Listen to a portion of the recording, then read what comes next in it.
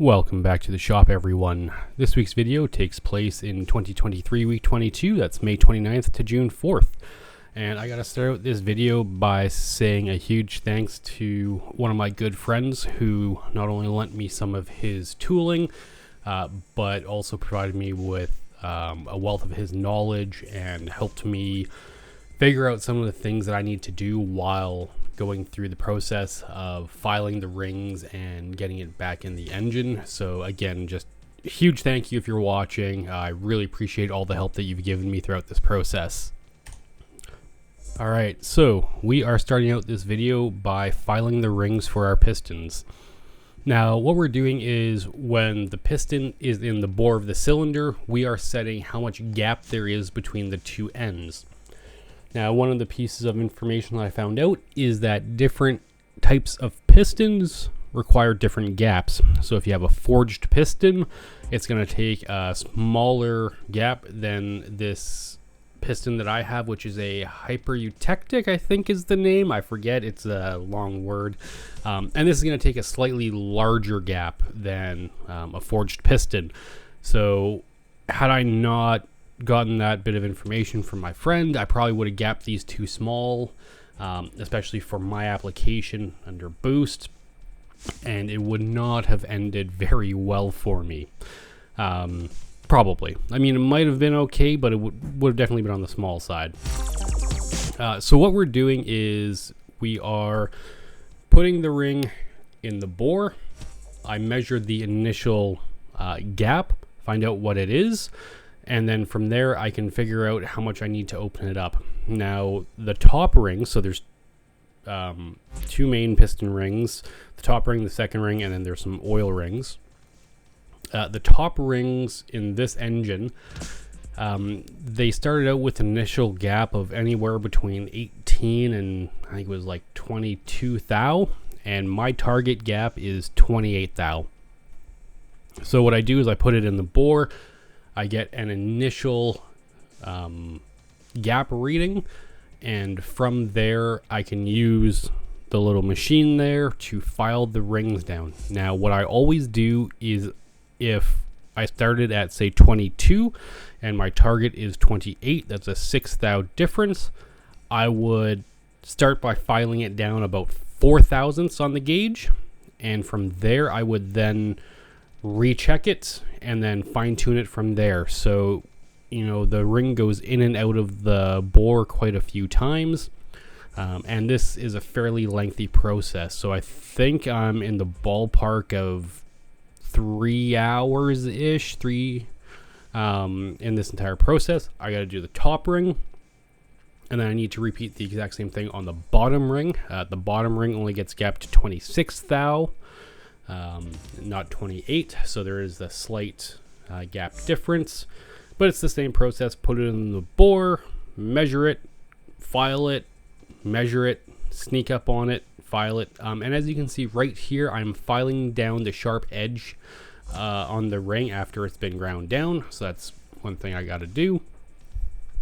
So yeah, I got to do this 16 times because I've got 8 top rings and 8 bottom rings.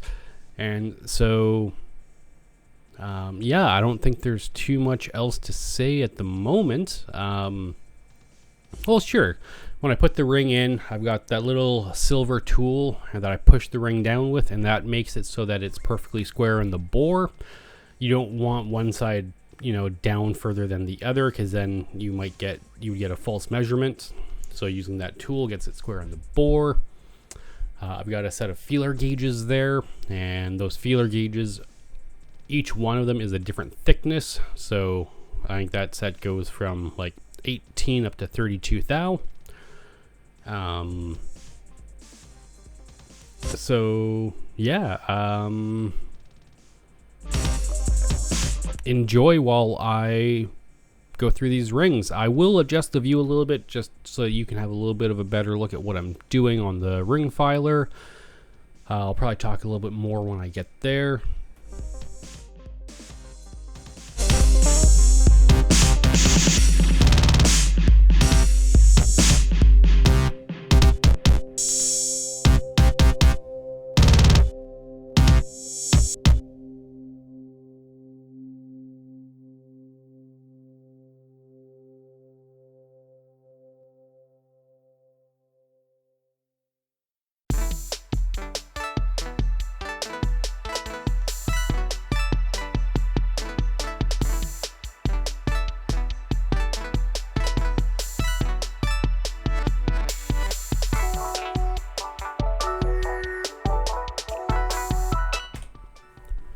since I'm pretty constantly having to change the feeler gauge that I'm using, what I'm going to do is I'm just going to remove all of the gauges from the holder, and then I'm going to lay them out in a line so that way I can very quickly just grab whichever feeler gauge I need.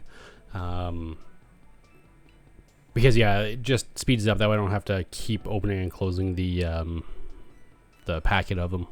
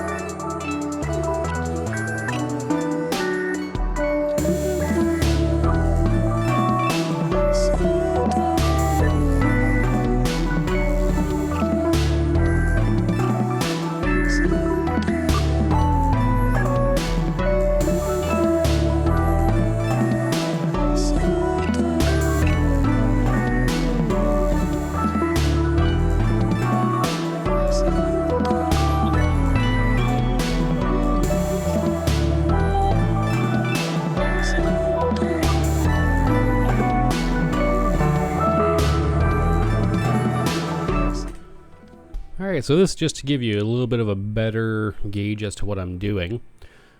So what I do is I had a feeler gauge between the block and the grinding surface essentially. And I got my ring in there, I tightened down the set screw and pull the feeler gauge out, turn the machine on, the grinder starts. The ring kind of just walks itself in, and then from there I'm putting a little tiny bit of pressure on that lever there right at the bottom, and I'm watching the dial indicator move down, So yeah, and I'm watching it, and each one of the little ticks is 1,000th. So if I need to remove 4,000ths, I will wait until it's been 4,000ths taken off, and then I'll go remeasure it. Sometimes I only need, if I'm really close, I only need 1 thou, 2 thou, maybe half. So it's a precision game. I'm really taking my time. I'm not rushing it. This is my first time doing this, so I really want to do my best to get it right. And then so you can see that as I'm going through, I'm marking what the ring gap is, whether it's like a really tight on the feeler gauge or if it's loose. So that's just another one of those things that my friend gave me the knowledge on and what to do. So it's just really nice to have it all organized and laid out. It makes it real easy to do this and real easy to know where you are in the job. So now that you've seen me doing this, I really just do the same thing, n number more times until I'm done doing all the top rings, all the bottom rings. So you're welcome to watch, but you might want to skip ahead to the next part, because I'm just doing the same thing over and over and over again.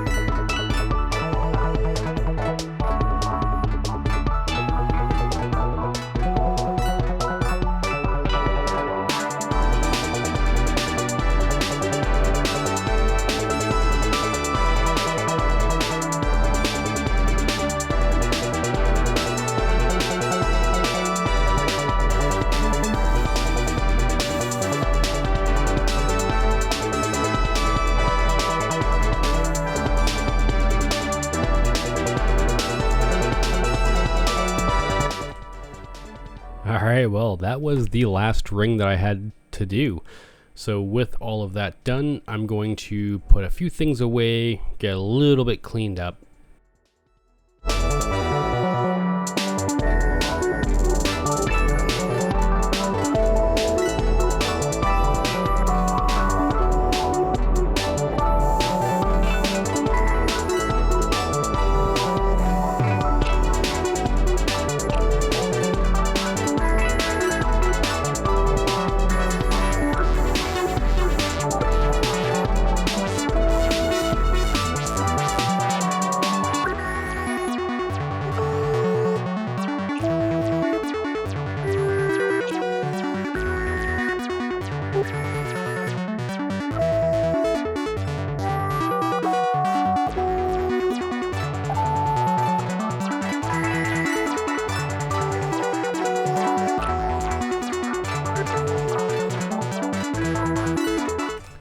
So what I need to do now is start prepping all these pistons for the rings. So in order to do that, what I'm doing is I'm just putting all of the caps back onto them, and then I'm pretty sure I'm going to start pulling all of the old rings off of them before I move them over to the bench.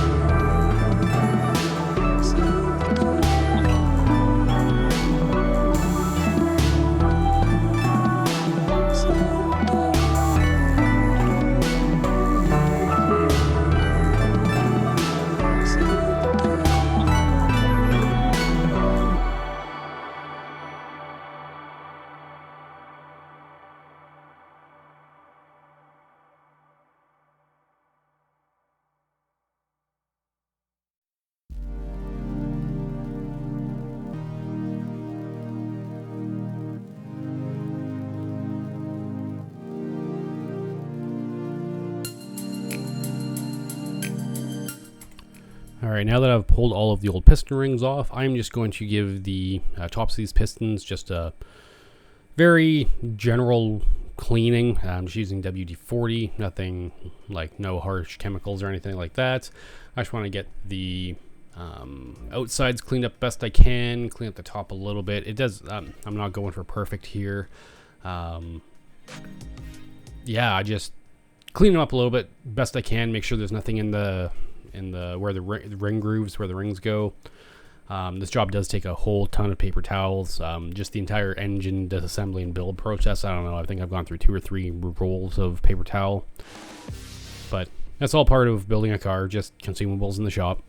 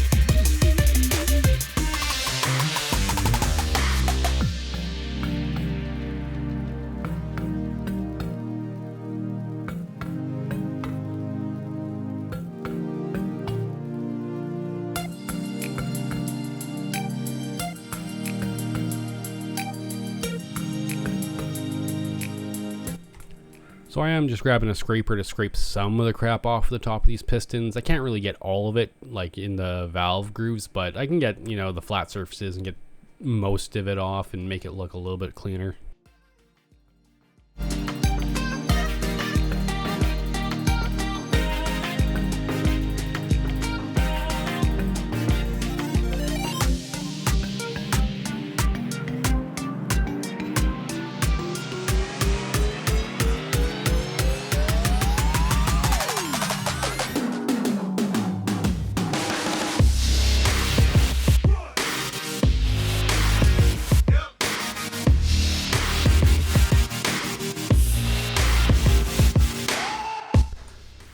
What I'm doing now is I'm getting these rings cleaned off.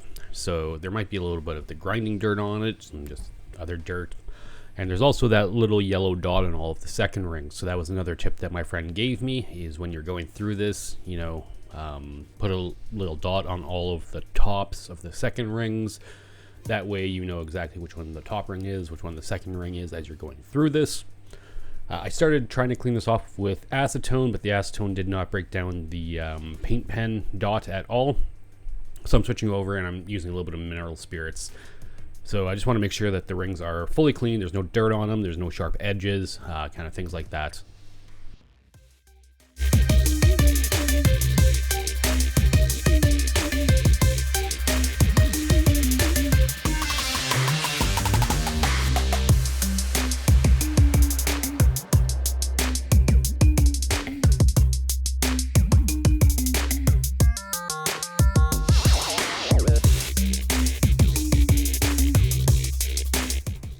So once I've cleaned the rings, I'm actually going to install them on the target piston. So you can see I've got top ring, bottom ring, and then there's 3 more rings there. So those are the oil rings. And the way that works is you've got the bottom oil ring, top oil ring, and then that middle, I'm not exactly sure what that ring is called, but it's whatever, it's a ring. And this is the first time I've ever installed these, so I'm just trying to figure out how these go together. And then I found out you put the one serrated ring in, and then the top and the bottom oil rings kind of lock it in place. So that was just something that I learned along the way. And the reason why you have to do that is that middle oil ring actually has a couple of like indentations, well, not indentations, a little bit of a bump on them. And so the other rings actually go along the outside of those and lock that ring in. So the instructions say they want the gaps in the rings at specific places. So that's what I'm doing. I make sure that the oil rings are, you know, properly separated. They also specify that the gap in the serrated ring has to like face the top. So I make sure I do that on all of these rings. And then I install the top ring, or the second ring, and the top ring 180 degrees opposed from one another. So yeah, that's my entire process. I got the top ring facing the front of the block. I've got the second ring facing the back of the block, and then the oil rings are set up as per the instructions.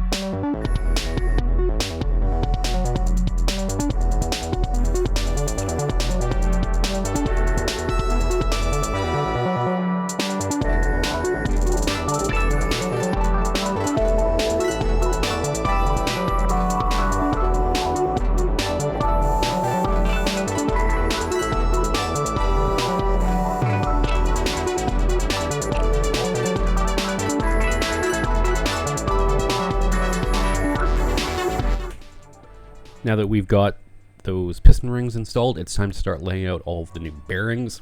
So right now I've got all the old bearings in the rods still.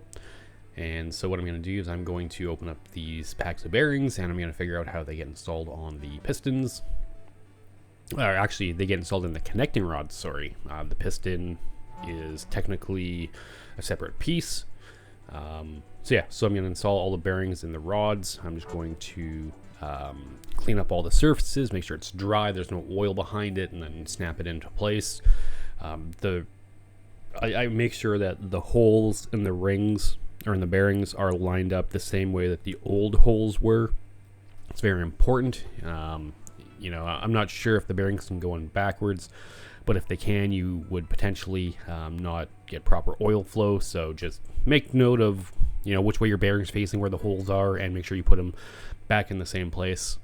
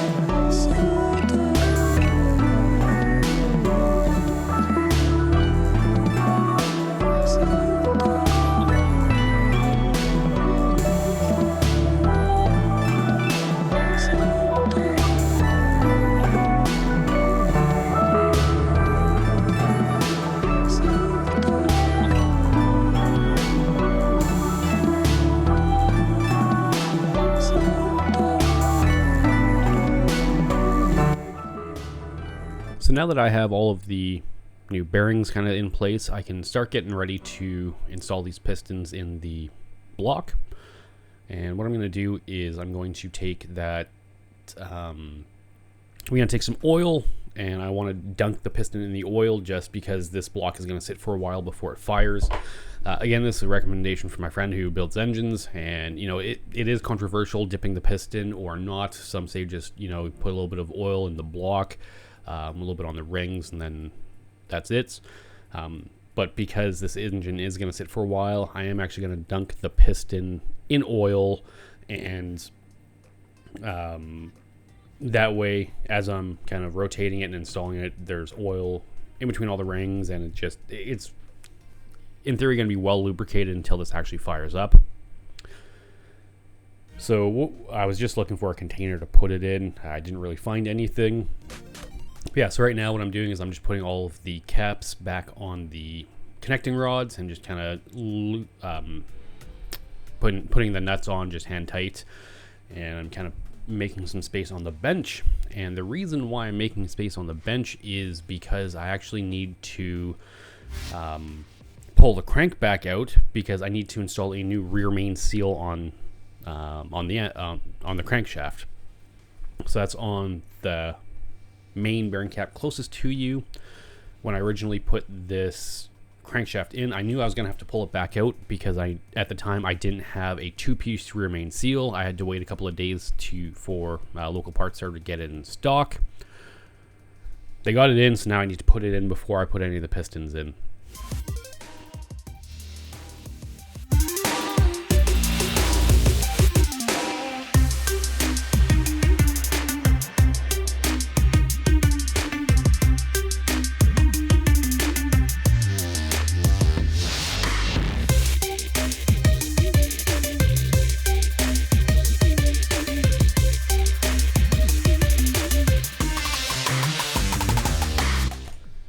So what does the rear main seal do? Well, there's a lot of oil in this engine, and it's going to be splashing on the crankshaft, on the rods, and just, there's a lot of oil at the bottom of the engine. So the rear main seal keeps all of that oil in the engine and stops it from getting past the end of the crankshaft and then, out the back of the engine onto your clutch, onto your flywheel, and leaking it all over the place. So it's very important that, if you've got the engine this far apart, just replace the seal. So you can see this seal was in the block and it was flat.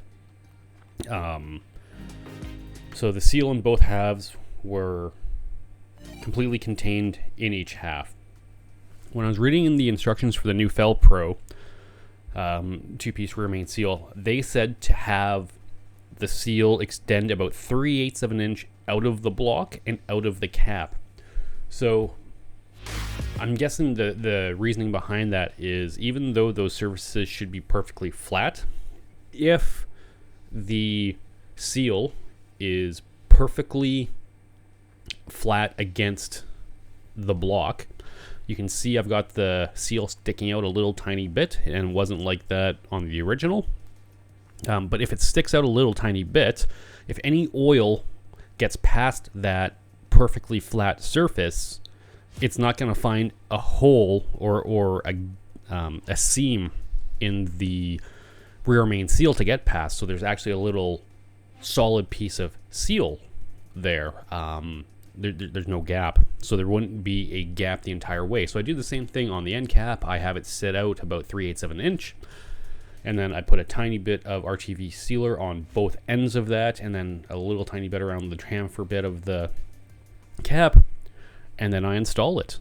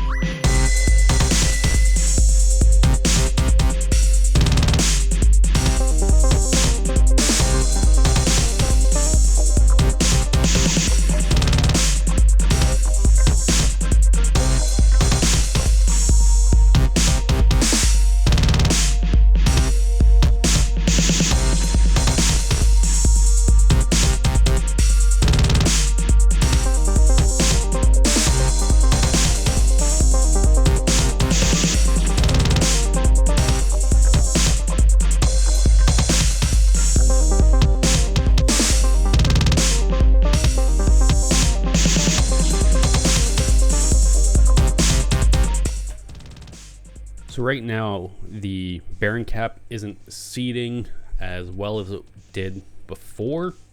And the reason for that is that that new seal is so stiff, even though it's installed in the cap, it's going to take a little bit of force to squeeze it down.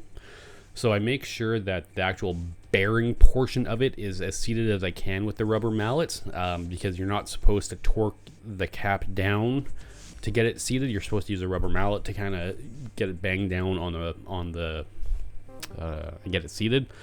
So I was just having a quick look, double checking, and just seeing if, even with the crank out, if there's a gap, and there is, it doesn't seal down.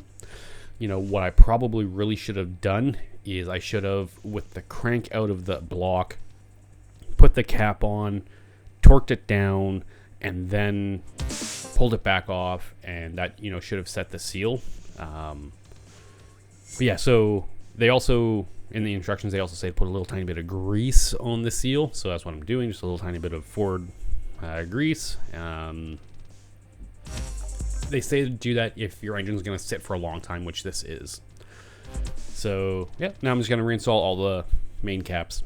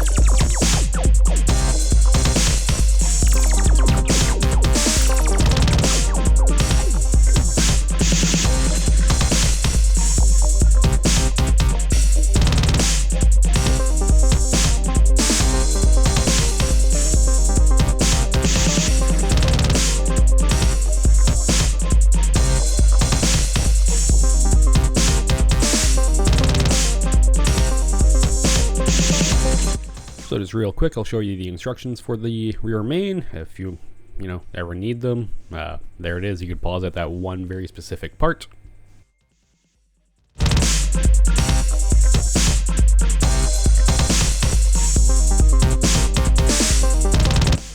All right, so here we are. We're going to start installing pistons in the block. As I said, I'm going to dunk these pistons in oil before I put them in. And in order to do that, I am going to sacrifice a jug of oil, only because I don't have a container anywhere nearby in order to put the oil in and then dunk it. I did later find some containers, but that doesn't matter. I was okay sacrificing one jug of oil. So I'm just trying to figure out how this all goes and how it all works, and it takes me a bit to get it. As you can see in this shot, the numbers are upside down, and I'm having a tough time getting these rings seated in the piston. And then I realized, oh crap, I forgot to dip it. So I do that. I throw it in the ring compressor, and again, numbers are upside down, which means that I've got this in the wrong way. So that ring compressor is tapered, which means that it's bigger at the top than it is at the bottom. And the reason for that is those rings have to compress and get smaller as it goes into the bore. So what I was doing is I had them in the, I just put them in the big end, upside down. So it was already big. Sorry, I put it in the small end. So when I was beating the piston down, it was actually getting bigger and the rings were expanding. So they were actually hitting the edges of the block, and that's why I wasn't going in. So when I flipped it right side up, what happens is I put the piston in through the top down. The top of that tool is big enough that I can fit the rings inside of it. And then as the piston goes down, it gets smaller and actually closes the piston rings to a point where it'll go into the block. So by having it right side up, it starts big, goes small, and then the rings will fit into the block. So yeah, that's what we're going to do. We're just going to do that 8 times. And what else is there? Oh yeah, I have a tool that goes onto the connecting rod bolt. And what it does is when you're putting the connecting rod down into the block, it will actually butt up against the crankshaft and then guide the connecting rod over so that you're not going metal on the crankshaft. You're not hitting the crankshaft with the bolt or with the rod, it just guides it over. Now, that specific tool is designed for a 3/8 bolt, and these are 5/16, so I just use a little bit of paper towel just to take up the space. So enjoy. I'm going to do this 8 more, or well, I guess after this one, 6 more times.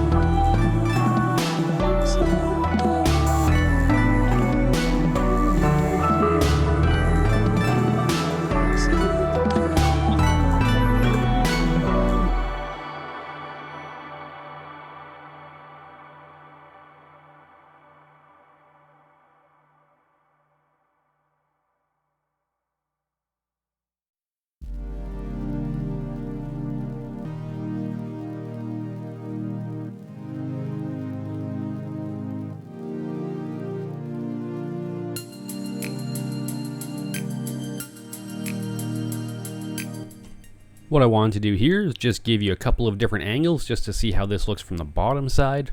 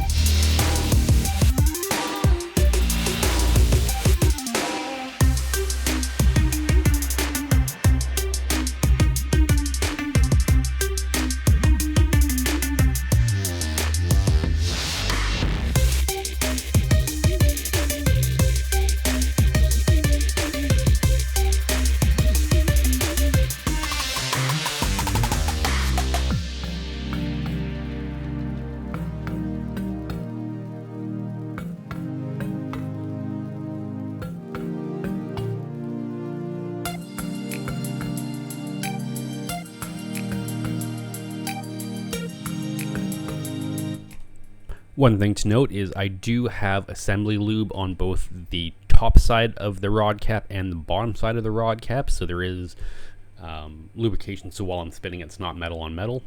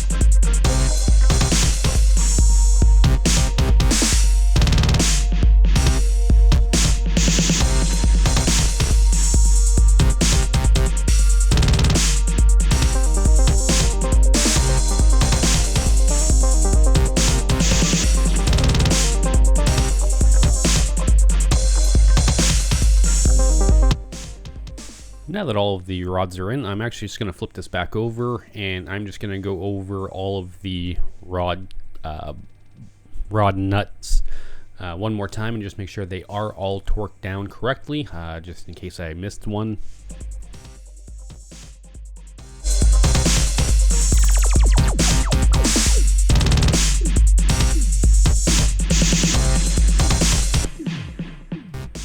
Alright, so with that all retorqued, that is what we call the short block done. So that's the bottom end.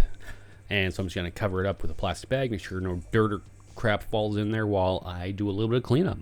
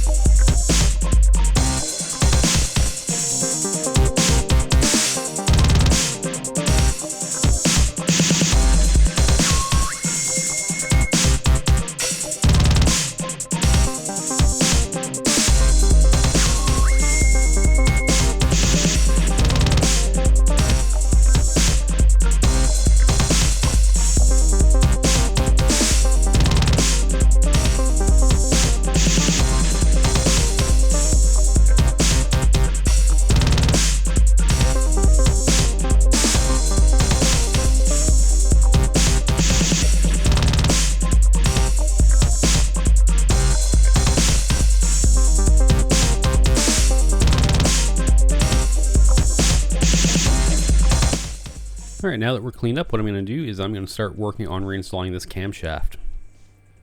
So you saw me take it out before, and what I'm going to do is, as I'm putting it in, I'm going to put assembly lube on all of the main bearing surfaces. So there's 5 of those. I think they're called journals. So there's 5 journals and 5 bearing races. Actually, as it looks like, I'm going to lube up all of the lobes as well. It doesn't hurt, you know, being liberal on the assembly lube is not going to hurt anything. Yeah, now I got that in, just work on getting it installed.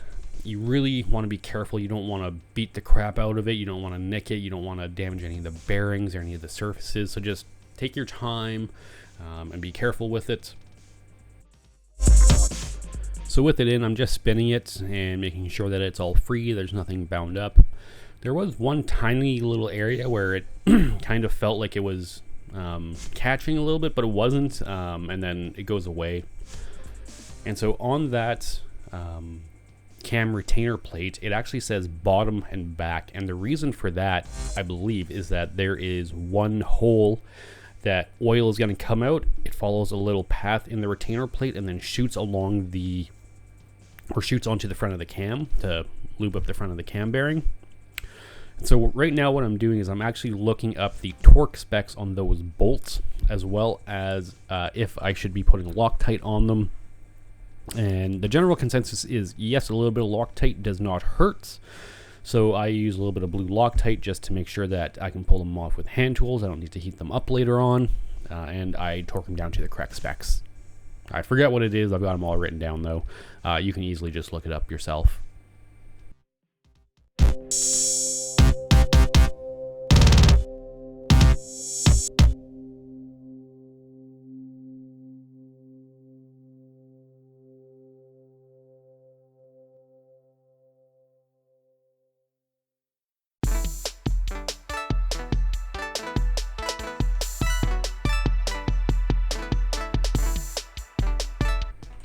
So the next thing that we're going to do is we are going to reinstall the timing chain and timing sprockets.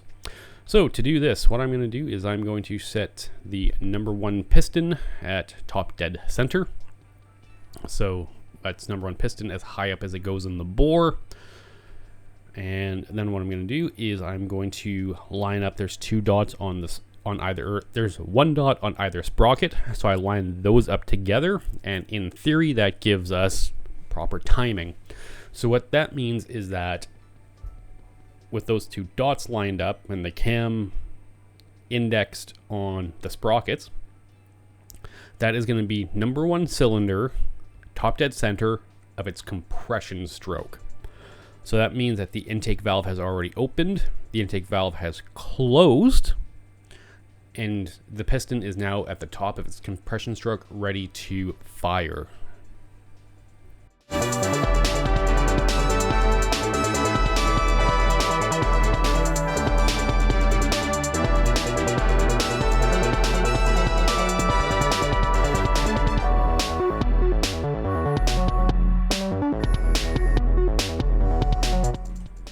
So I'm just going to spend, a couple minutes here fussing with the chain, adjusting its position, just to make sure that it is as perfectly timed as possible.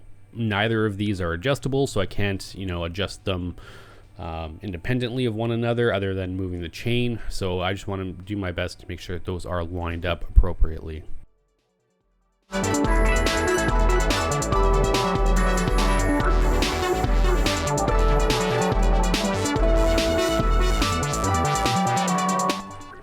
So what I'm doing now that I have that chain on there in the right position is I'm actually spinning the engine just to check the camshaft position, just to make sure that it is doing what I expected it. It was on the top dead center of the compression stroke.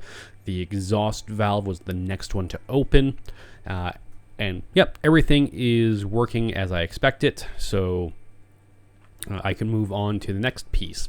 So the next piece is to reinstall the cam retaining bolt.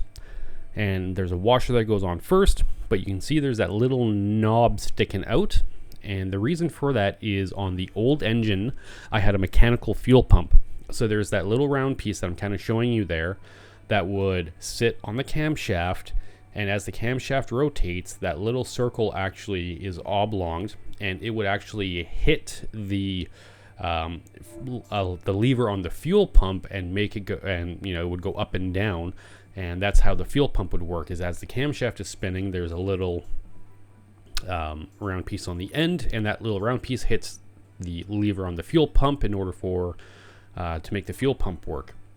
Since I'm going fuel injected on this car, I no longer need a mechanical fuel pump. I no longer need that eccentric installed. So I'm going to remove it.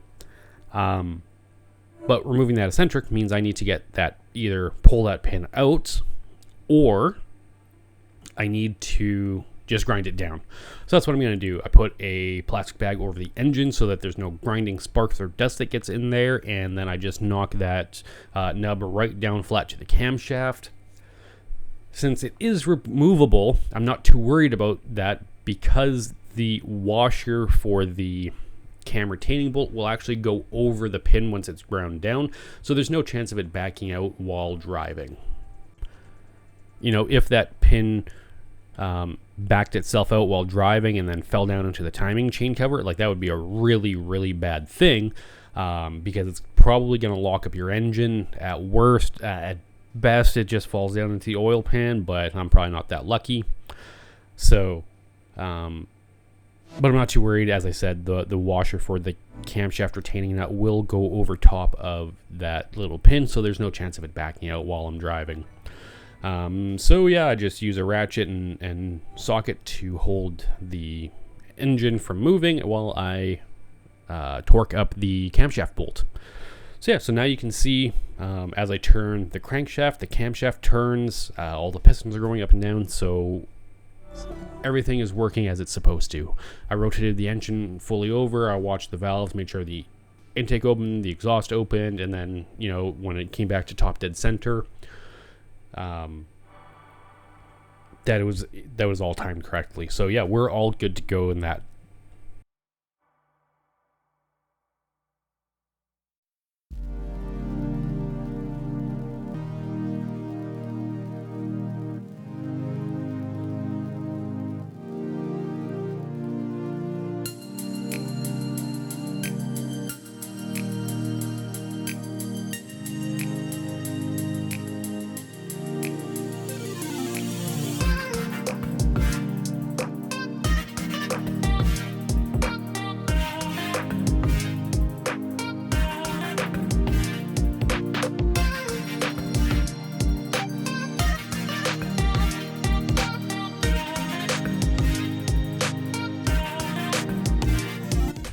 So the next part that goes on is the timing cover, and that's that piece right there. As you can see, I have two of them.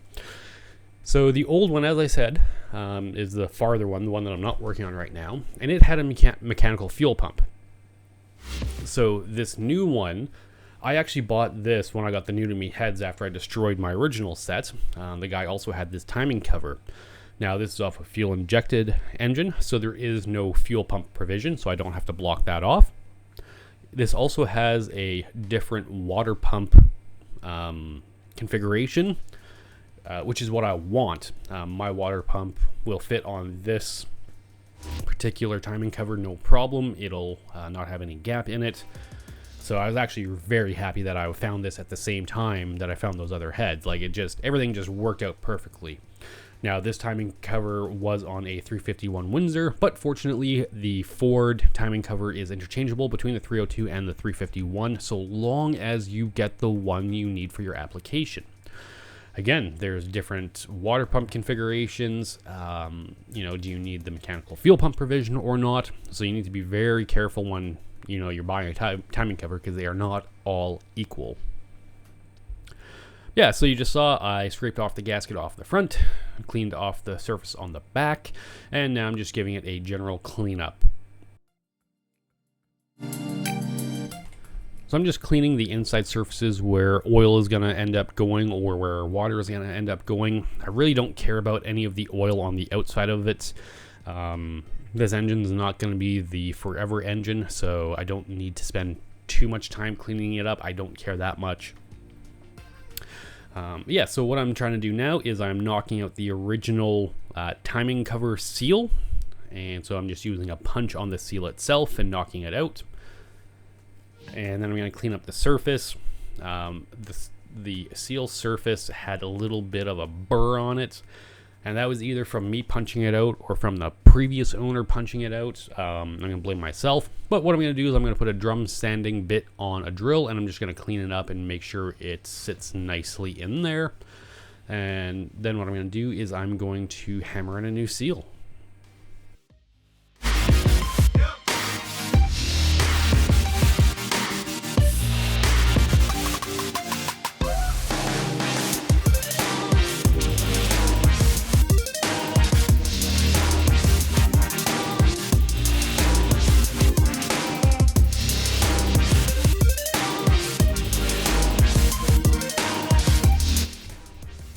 So there's the new seal, and then what I'm doing is I'm going over to the box, and I'm kind of looking for something to install the new seal with, and I remember, I have all of these seals, and then I've got a bearing seal installer that I bought for when I was redoing the diff.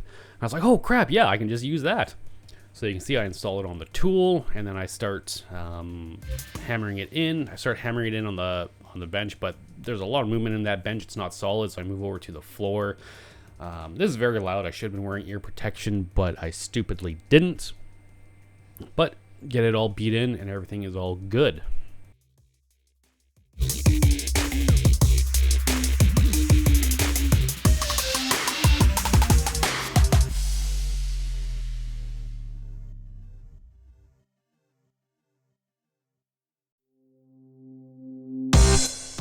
So now I am just going and checking to make sure I have the right seal for this, and once I check that, that is actually all the time that we have for today. So as always, if you stuck around this long, I'd like to thank you for viewing, and we'll see you in the next one.